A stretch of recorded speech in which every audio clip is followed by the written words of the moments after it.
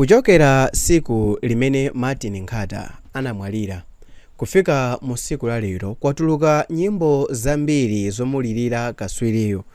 Mu siku la lero ndafuna ndingokukumbusani komanso tikambiraneko zina mwa nyimbo zimene zinayimbidwa ndi Amalawi, ena ndi azinzake komanso ena anangokhala mafani ake amene ankakonda luso lake.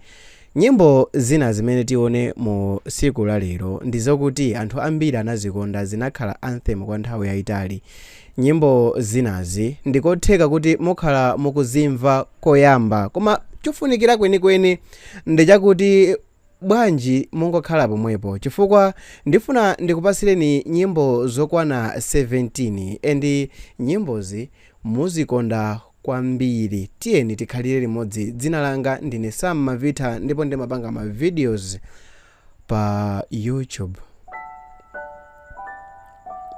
Pa namba 17 ndifuna ndikupasireni nyimbo ya Elwize. Nyimbo imeneyo amati Why. Nyimboyi anasakaniza nyimbo yakeja imene amati Why yamatse. Iyeyo anafuna kuti ayimbenso mwa njira ina, koma ulendo uno isakhale yochemerera mowa, isakhale yochemerera kaya ndalama ndi zina zotero, koma ikhale yomulirira matse. Why.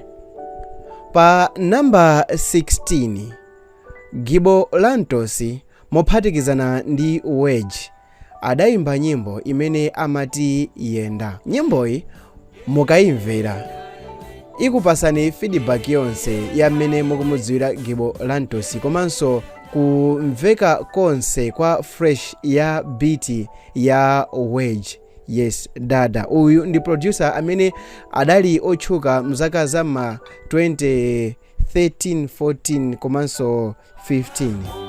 Lelo kwa chaso ndapita kwa weti ndikamenye taso nangofa kuti matse uja wa klaso.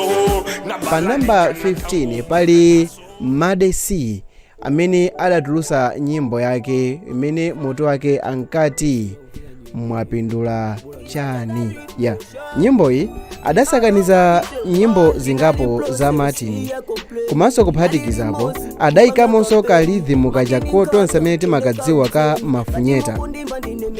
Iyeyo ankalosera kuti pamene mafunyeta anatisiya kunabwera matse, koma chifukwa chakuti matse wachoka, then amene akuyeneka kutenga malo ndi iyeyo Made C. Pa namba 15 koma bwanji titabwera pa namba 14 pali oyimba dzina lake Black Star ameneyo adayimba nyimbo yomulirira matse. Nyimboyi imamveka motere.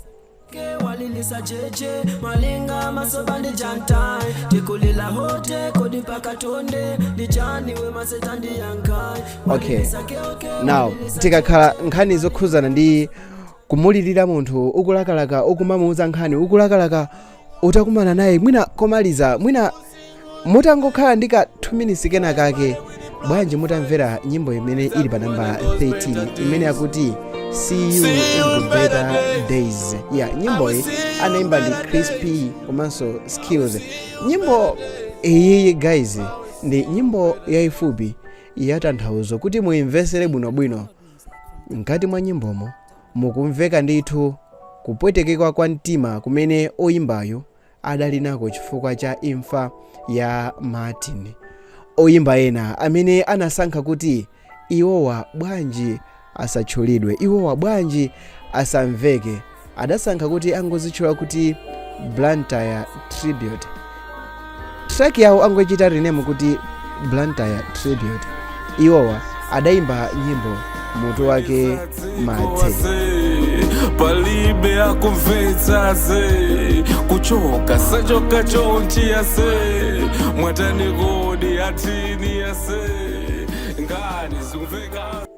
Tili pa namba 12 mukudziwa kuti pa namba 11 pali nyimbo ya Brother M imene adayimba ndi mwanache. Nyimbo iyi yatuluka in less than 6 months ago and ikuwonesa ndithu ubale umene unalipo pakati pa Mwanache komanso ubale umene unalipo pakati pa Mwanache ndi Martin.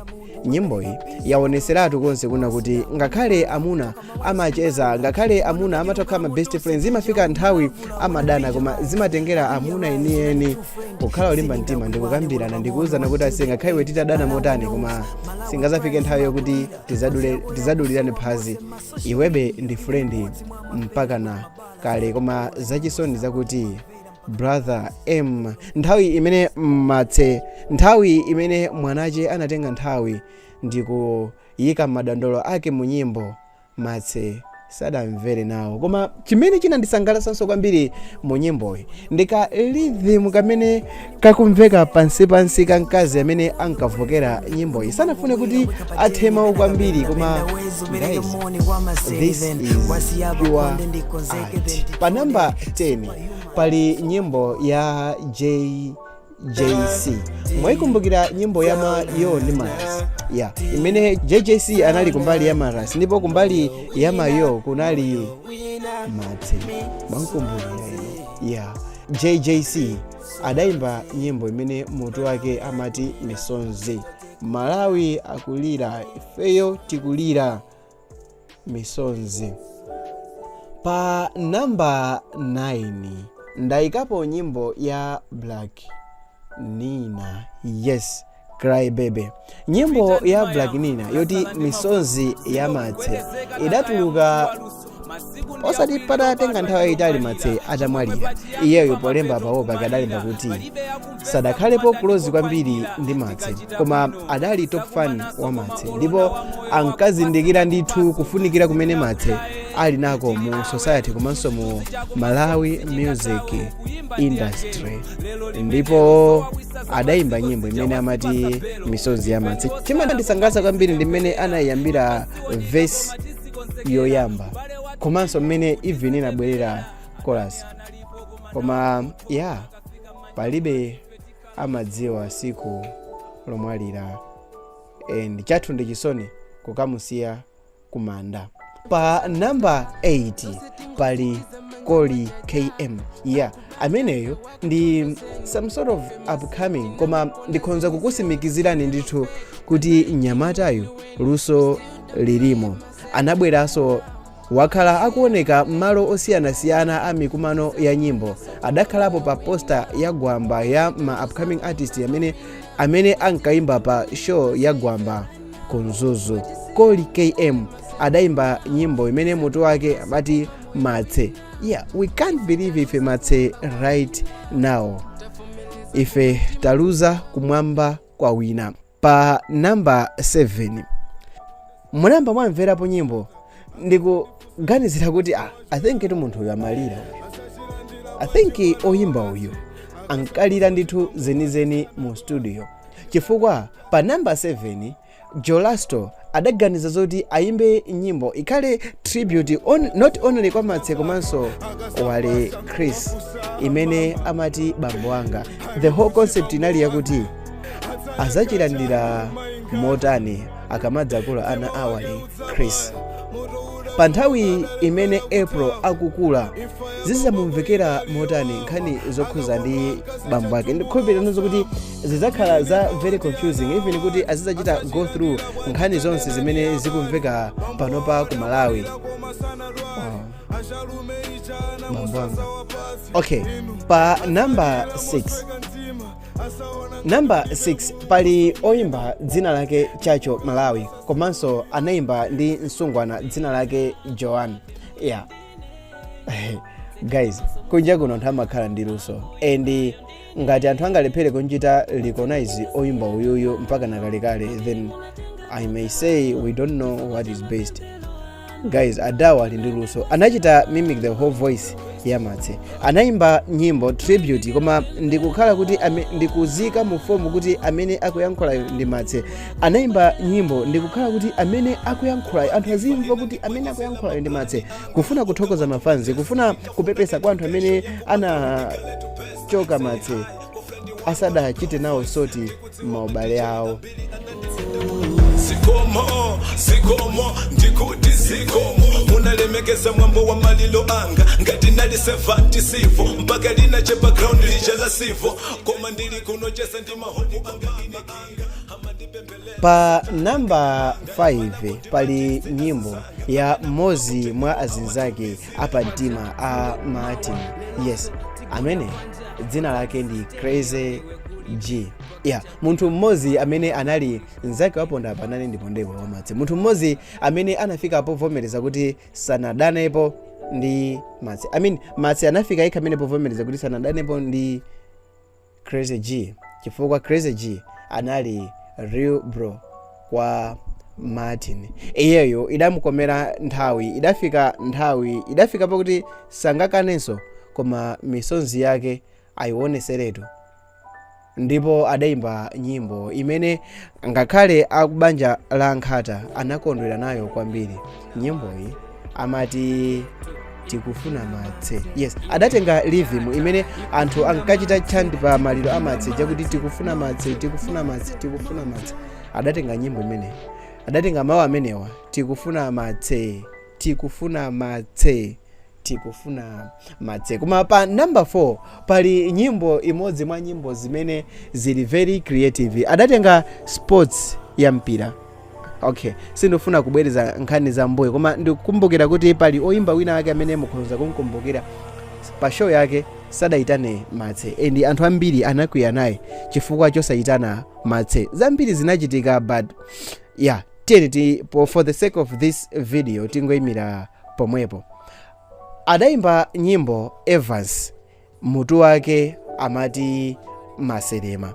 Nyimbo hii ndi imodzi mwa nyimbo yapamwamba imene adachita correspond nkhani zokhuza ndi mpira komanso music industry. Adayankhula kuti kumudyesa bench pa ground pa machema.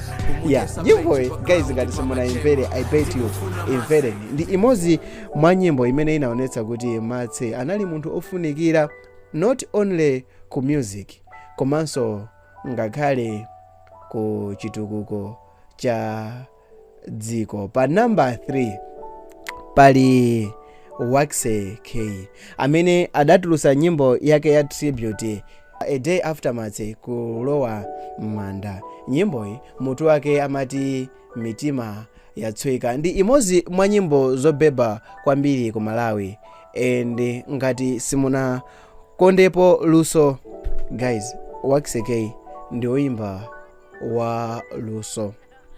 Okay, pa number 2 komanso pa number 1 chances are like, okay, ndikupira kuti mutu mwanu mwadziwa kale nyimbo zimene zikhonza kukhala zothekera papa. Ngati mwakhala muku ndisatira kwambiri pa channel mukuza kukhala ndi maganizo na kuti I think tikudziwa nyimbo zimene angasewere pa number 1 kapena pa number 2, koma funso ndira kuti maganizo mwanu muli nyimbo iti.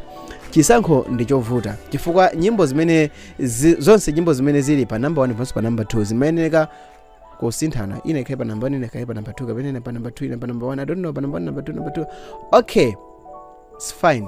Pa number 2 pali nyimbo ya Gwamba imene amayankhula kuti if I had a choice.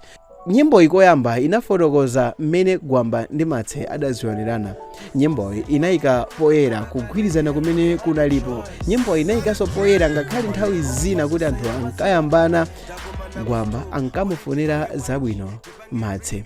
Koma adalankhulaponso mfundo ina yakuti pamaliro pako boma kutenga advantage.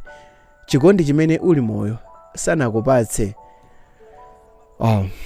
Iyi ndi imodzi mwa ma best tribute amene ndikhonza kuyankhula kuti adali apa mwamba.